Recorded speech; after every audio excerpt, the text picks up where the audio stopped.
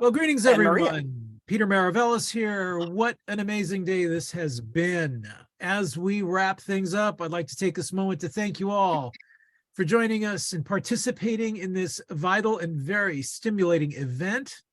A great many people were behind the scenes and helped make it happen. City Lights would like to thank our partners and co-sponsors of this event at Project Censored and the Media Revolution Collective.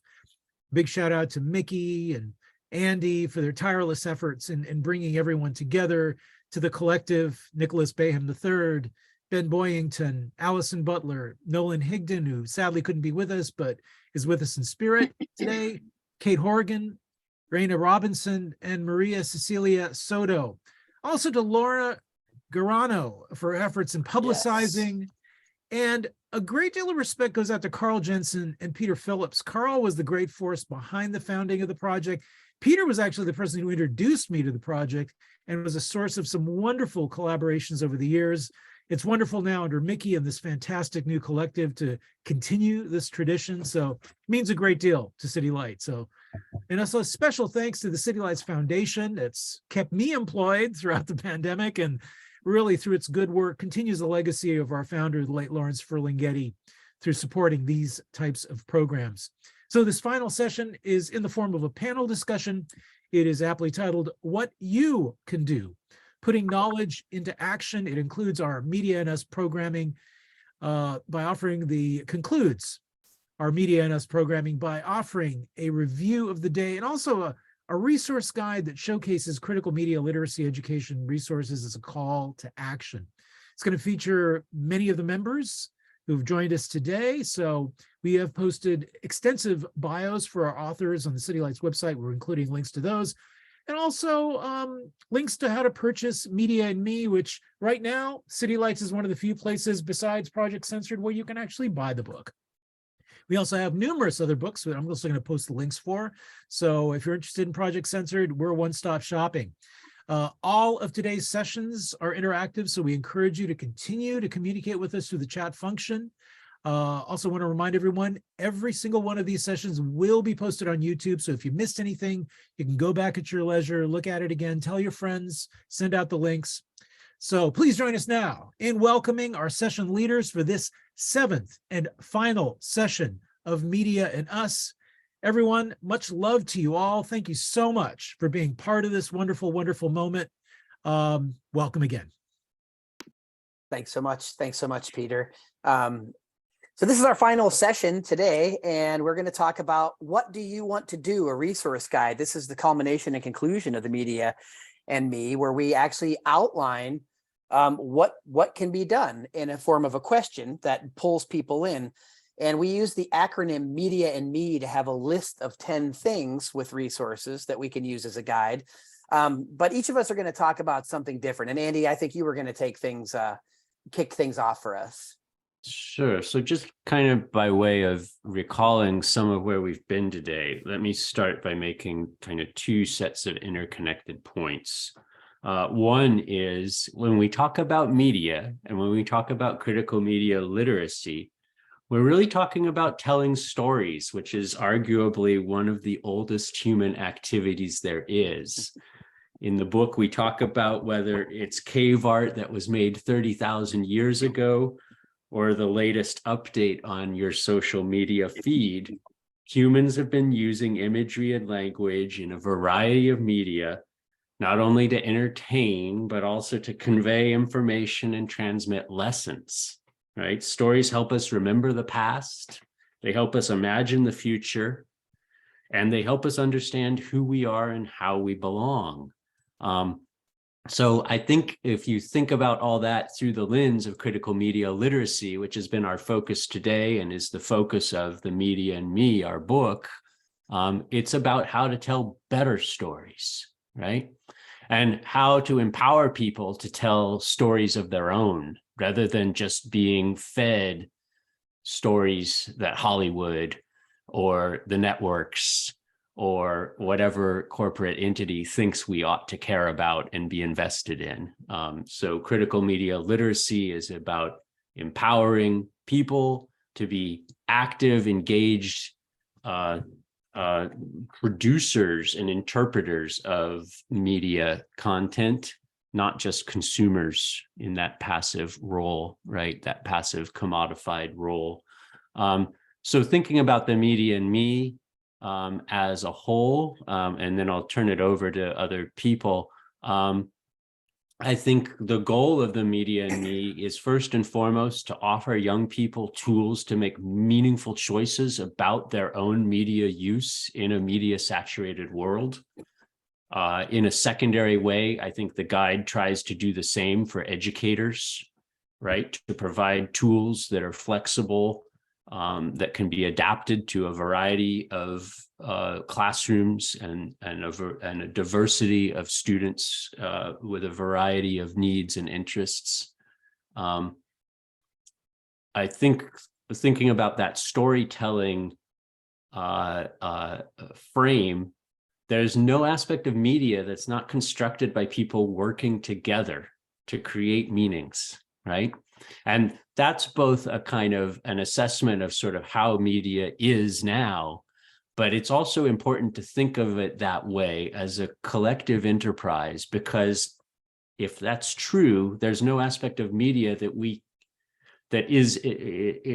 can't be better understood, or in some cases when it needs to be challenged, right, by people working together to decode and to rethink what these meanings and messages are. And that social process, I think, is at the heart of teaching and learning, and therefore is the kind of the driving impetus behind the media and me as a book, and the work that all of us in this entity, the Media Revolution Collective, that we're committed to doing, and that we hope to invite more people to do and to provide the resources to do it. So yeah, that's one take, I think, on sort of the big picture of what we've been up to in this book and across all these sessions today. Yeah, in the last chapter of the book, we talk about practicing what we teach, right? And so that's the sort of the theme of how we wrapped it up. So Raina, do you want to chime in here? Yes, of course. Sorry about that. So I would really just like to add what I'm really looking forward or excited about bringing this book into different education institutions is really what Andy kind of touched on, is the ability for young people to create these alternative visions of themselves using media, being creators and innovators, like so many of our young people are, and more specifically for youth that are affected by the criminal justice system. I see this book also as a way for them to liberate themselves from problematic cultural norms that they may not know that they're actively participating in. So really hammering home the critical thinking and questioning skills, which is important for every aspect of your life, not just engaging with media, but also just really excited to see young people become advocates for change. So, thank you. Absolutely, Raina, and thank you for all of your work, and again, the great contributions to media and me. Maria Cecilia Soto, thanks again for joining us for the final session with your wonderful tapestry behind you. You're up. Wow. Okay. Thank you so much.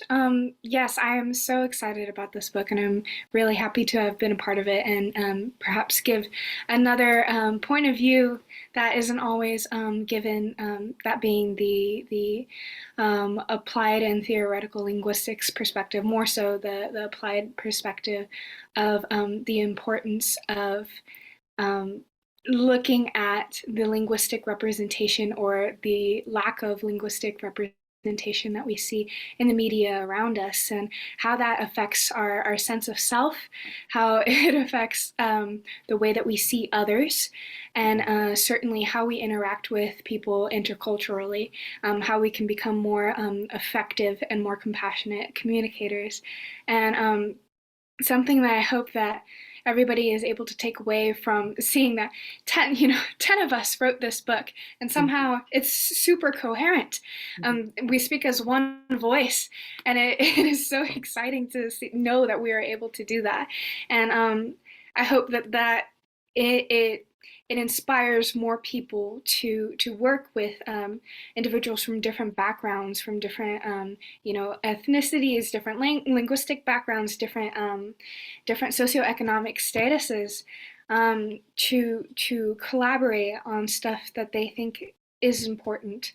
We talk about showing activism, not slacktivism, in that last takeaway, in the last takeaway section. And I really think that putting your pen to paper, collaborating with people who have different ideas, and also drawing on real world knowledge and theoretical literature, and even creative writing, I think that is so worthwhile, and I hope that is something that everyone can take away from this.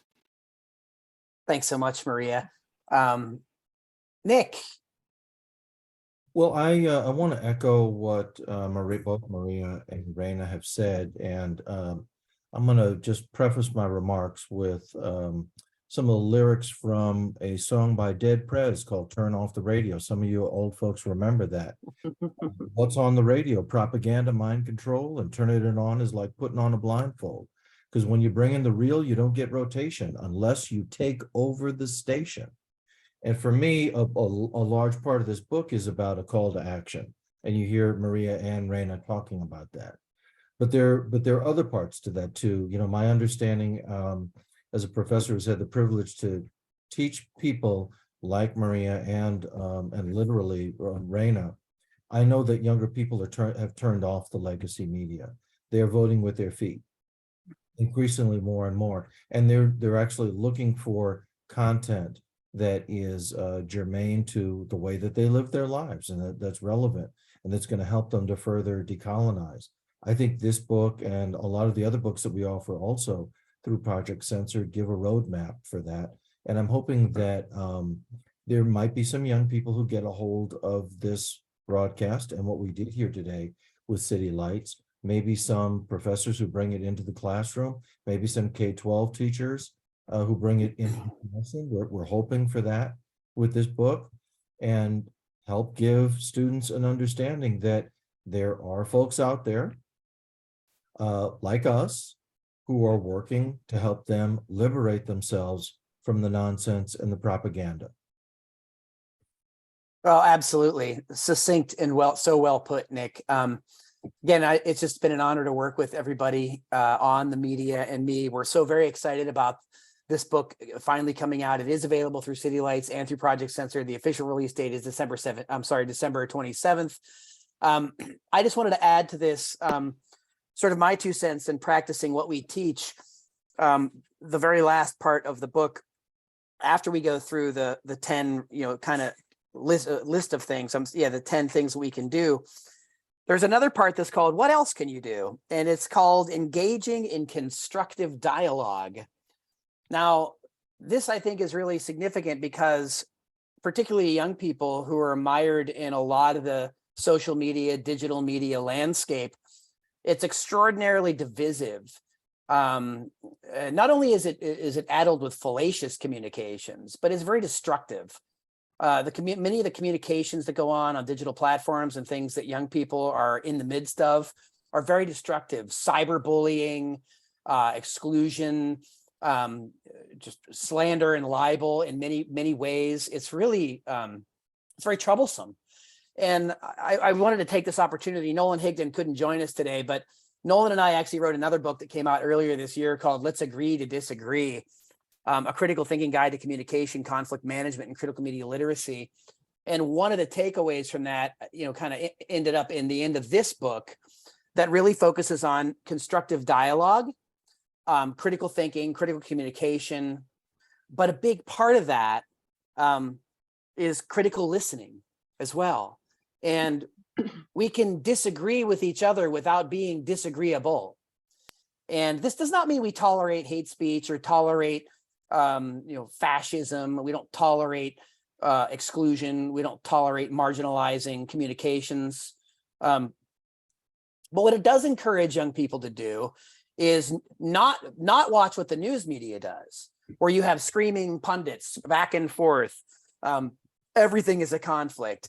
It goes back to the network news model. If it bleeds, it leads. The negative bias in the news cycle that we see so often.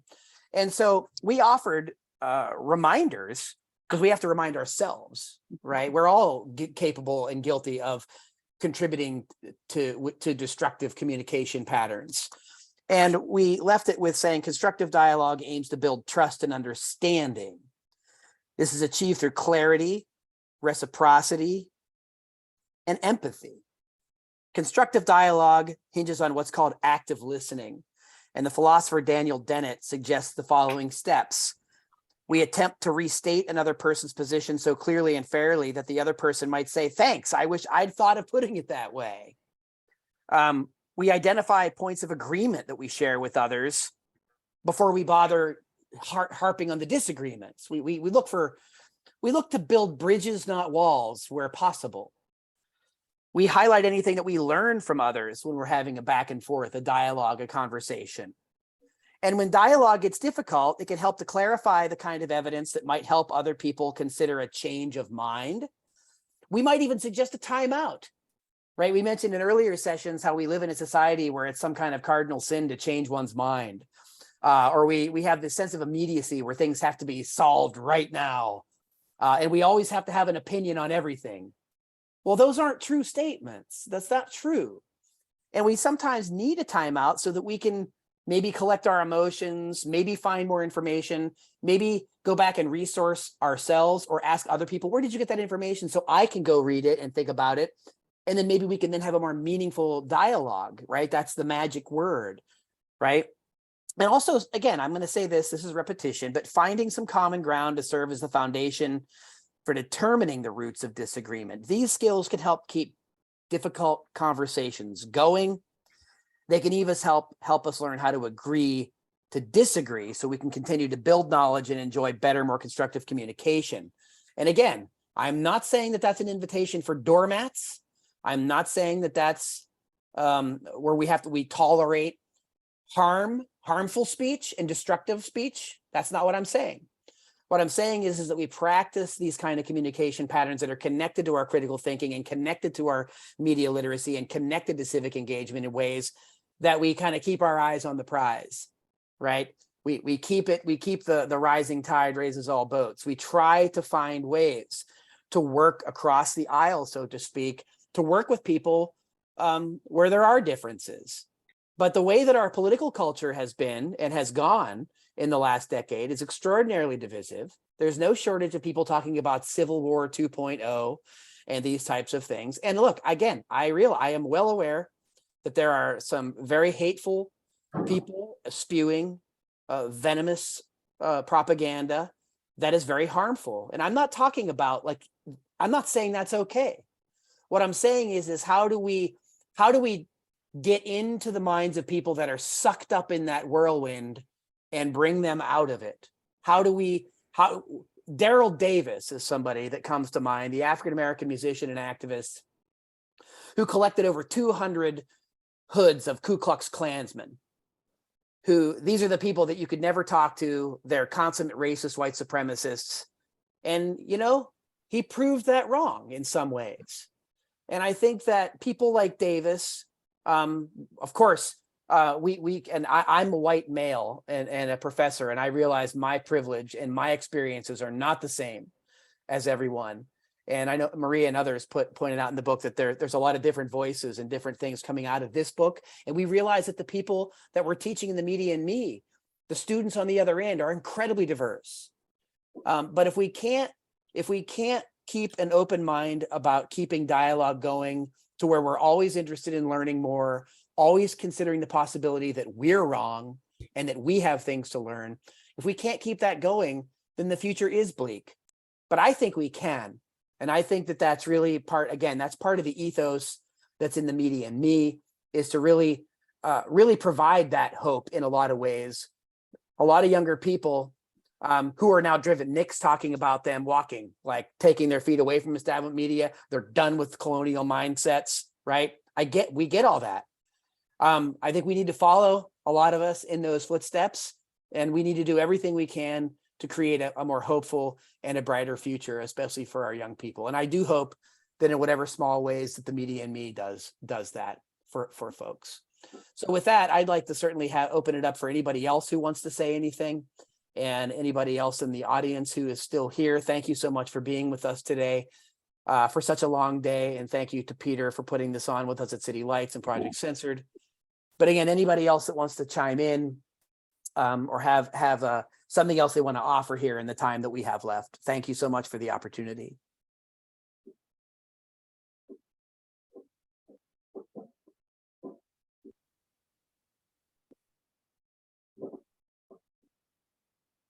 Thanks, James, for the links. I certainly know Laura Nader at Berkeley, and Ralph, who wrote the introduction to one of the censored books in the United States of Distraction. Ralph's still an Energizer Bunny force. Sorry to use the corporate slogan. Now I'm not being critically media literate, but certainly a major force for hope, right? Not the faux elixirs that people are sort of sucked into or manipulated by, but someone that has walked the walk and talked the talk for 50 years. Ralph and his sister Laura have. Anyone else? Any of our other panelists want to have a last thoughts or words? Nope. We've talked at length for an extended period, and I'll just say with some small measure of pride, there's still more in this book that is really outstanding that we haven't talked about. And so,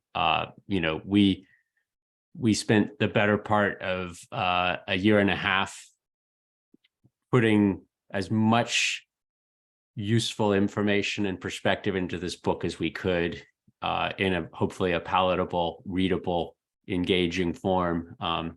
And, even with a remarkable platform today, thanks to Peter and everyone at City Lights, there's still more we could say, but maybe at this hour we're all ready to transition to Saturday evening. Well, I hope everybody picks up a copy of the Media and Me, and especially looks at that last chapter with the list of the 10 things that are guiding strategies for using media and the lessons that we try to highlight in the book. I see that one of our participants would actually like to maybe add or contribute something. Mm-hmm. Thank you, Maria. I was just going to make a comment that this has really wide applicability, more than we've even mentioned tonight. And forgive me, it's getting a little late on the East Coast, so I'm tired right now, but I wanted to say that this works really well for civics classes, history, obviously, political science, any subject matter where the narrative is being controlled and might be dissected and understood differently. I think this could go really far and wide beyond journalism and media classes. Yes. And I also think that this would even work well in a college library, because there are so many instructors and librarians who do not know this stuff in colleges. So I really think it has a wide range of possibilities. Thank you. Nice job, everybody. We agree, Misha, and thank you so much. And I know you're trying to get that book in front of some people, and we greatly appreciate that. And it's always good to see you and work together where we can. So we appreciate that. Thanks for everything to all of you. Anyone else here? If that's the wrap up here, I just wanted to say that on behalf of Project Censored and the Media Revolution Collective, thanks to everybody for being here. And we really hope that you help spread the word with us, not for us, with us together. And anybody who wants to get more involved with us, please get in touch. Once again, I'll put some of our contacts in the chat, and thank you so much for an incredible day and incredible journey. And we're really looking forward to continuing these conversations. Thanks so much to Peter and City Lights and to all of you. Peter? Wow. Thank you, Mickey, and much gratitude to you all. I mean, it's been an amazing day. I mean, so much to think about throughout all the sessions and so much to take home with us. I love the idea of telling ourselves better stories, empowering ourselves through positive metaphors, the importance of language and how it shapes what we see and how we see ourselves, and some very important, useful topics covered throughout. So we hope that all of you have found them stimulating and heartening as we have. Media and Me is a wonderful roadmap to the topics we've covered, and we hope that this will inspire you to check it out. We do have it available at City Lights. We've posted links, and as I mentioned before, we will be posting every single one of the sessions on YouTube. We're going to be sending out an email to everyone who registered, so you'll be getting a link to that. And really much love to Project Censored and the Media Revolution Collective. Today's event was made possible by support from the City Lights Foundation, continuing the legacy of our founder, the late Lawrence Ferlinghetti, into the future through public events like this one, our publishing program, and educational outreach, all dedicated to sustaining a vibrant community of readers, writers, and independent thinkers. So thanks again for joining us, everyone. Please be safe, be well. Very, very best to you for the season. And we hope to see you all again soon. Thank you. Thank you so much. Much love. Thank you, everybody. Back at you, man. Thank you.